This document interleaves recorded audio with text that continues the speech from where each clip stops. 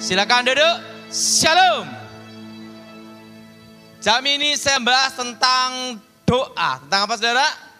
Nah, mari kita buka Alkitab kita saat ini dalam kitab surat Yakobus pasal yang kelima. Yakobus pasal yang kelima ayat 17 sampai dengan 20. Kitab Yakobus pasal 5 ayat 17 sampai dengan 20. Elia adalah manusia biasa sama seperti kita.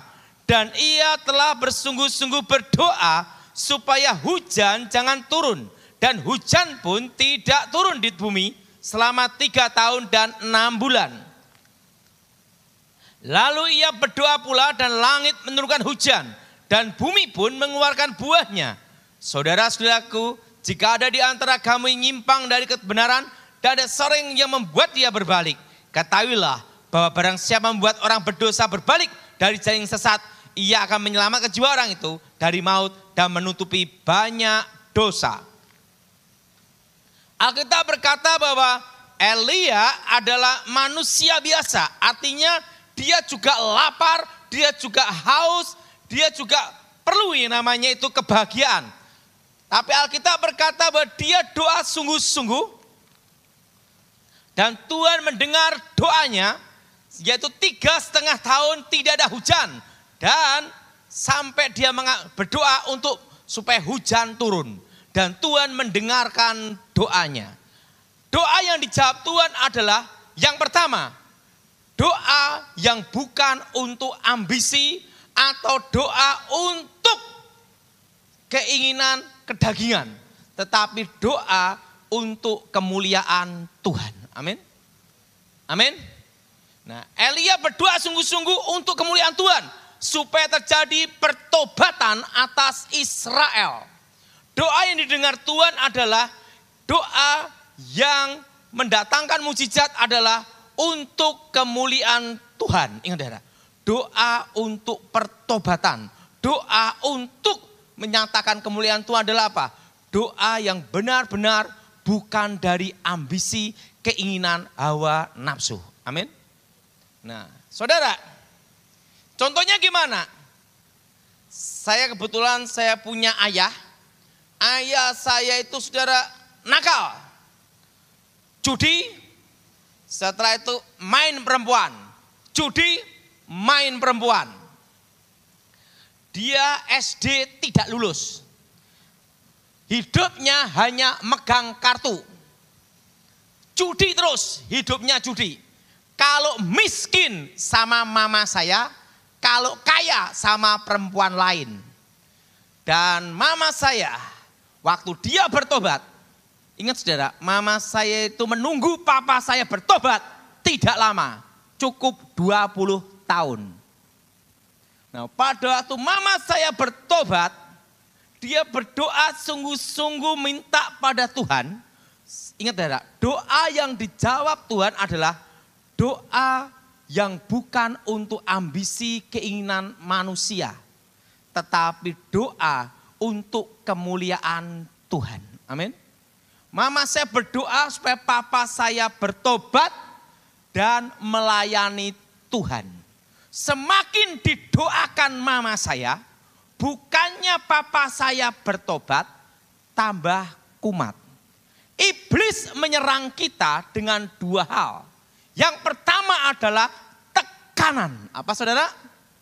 Dengan apa saudara? Dengan apa saudara? Tekanan. Dibikin stres, dibikin masalah, dibikin kecelakaan, dibikin problem, dibikin persoalan yang berat. Nah, ditekan dulu. Sampai stres. Setelah stres, stroke selesai. Makanya iblis itu menggoda pertama, yaitu dengan tekanan. Kalau tekanan tidak berhasil, dia gunakan yang kedua. Yaitu apa? Dengan godaan. Godaannya apa? Berkat. Saudara, banyak orang jatuh ke dalam dosa bukan pada waktu miskin.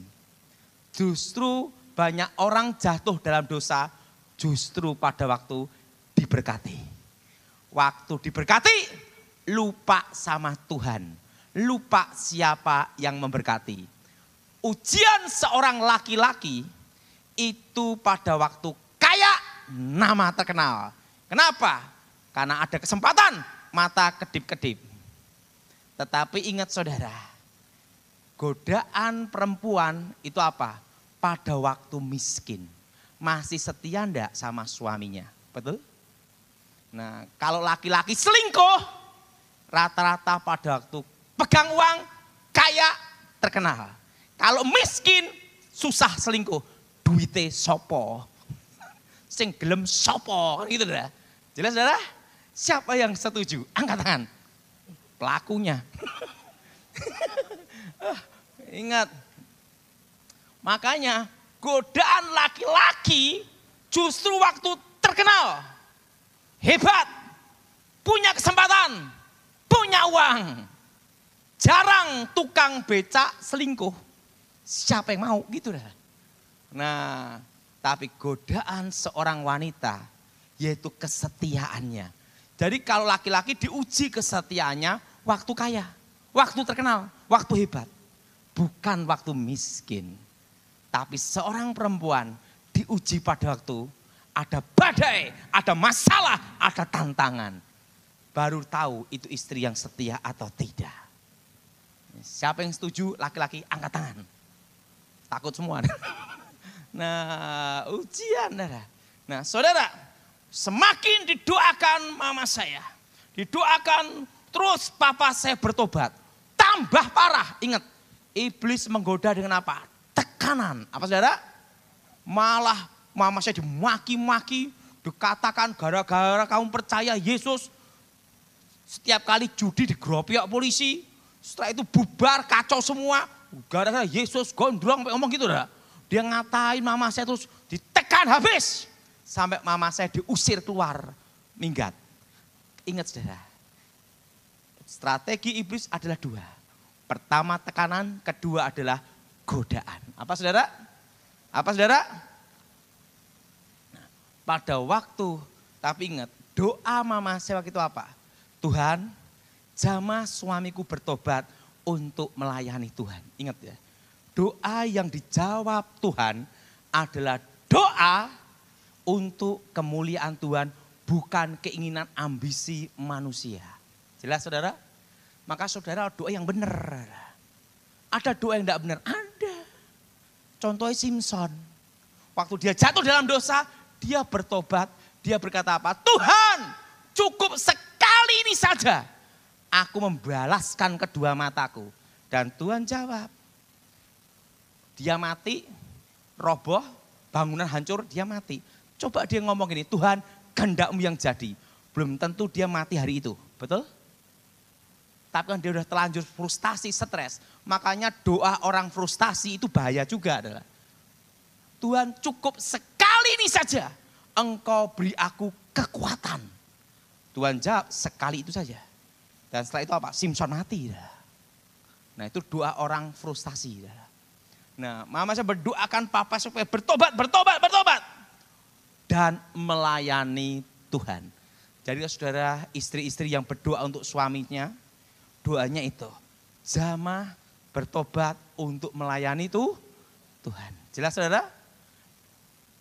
Seperti Elia, dia berdoa supaya pertobatan atas Israel untuk melayani Tuhan. Kembali ke jalan Tuhan. Kalau suami supaya kembali ke jalan Tuhan. Dan apa yang terjadi? Waktu didoain mama saya ditekan habis. Dimaki-maki, dikatain apapun. Akhirnya mama saya disuruh keluar minggat. Waktu minggat keluar rumah, tiba-tiba mama saya dapat suara Tuhan. Tuhan bicara apa? Laki-laki yang kelakuannya seperti keledai liar itu, aku datangi. Benar itu saudara. Kira-kira jam 2:30. Waktu 2:30, papa saya tidur ngorok gini. Gitu. Tiba-tiba ada seorang tinggi besar, ini papa saya kesaksian, malaikat Tuhan. Pegang itu kakinya papa saya. Hei laki-laki yang kelakuannya seperti keledai liar, bertobat engkau ke gereja. Dia kakinya gini, Dan laki-laki tinggi besar itu hilang. Papa saya kakinya pincang. Dipegang kakinya dah. Kakinya pincang, dia langsung nyari. Mamamu di mana? Loh, katanya papa suruh minggat. Mama saya dicari, ketemu. Mi, ayo kita ke gereja.